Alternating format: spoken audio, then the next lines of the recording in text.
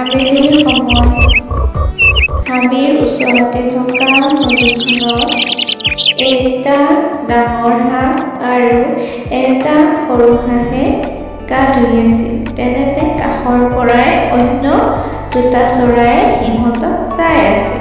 তাকে দেখি দুয়োটা চৰাই বন্ধুত্ব কৰিবৰ কাৰণে সিহঁতৰ ওচৰ চাপি আহিল আৰু ওচৰ চাপি আহি সিহঁতৰ লগত কথা পাতিবলৈ ধৰিলে। কথা পাতি থাকোঁতে গম পালে যে সিহঁত দূৰ দূৰণি ঠাইৰ পৰা এই অৰণ্যখনত ফুৰিবলৈ আহিছে।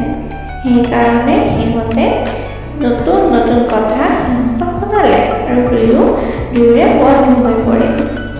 অৱশেষত নদীখন পাৰ হ'বলৈ পোৱাত হাঁহকেইজনে চৰাইকেইটাক নদীখন পাৰ কৰিবলৈ বুকুচা তুলি ল'লে আৰু সিহঁতে পাৰ কৰি গৈ থাকিল।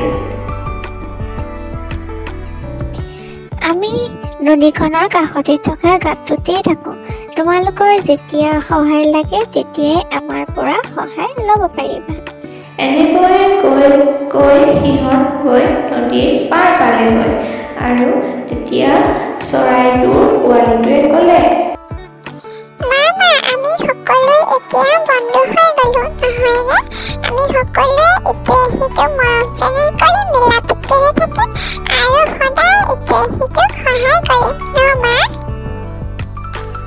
এইদিনাৰে পৰা চাৰিওটা ইটো সিটোৰ বন্ধু হৈ পৰিল আৰু এনেকৈয়ে হাবিৰ মাজতে চাৰিওটাই জীৱন নিৰ্বাহ কৰিবলৈ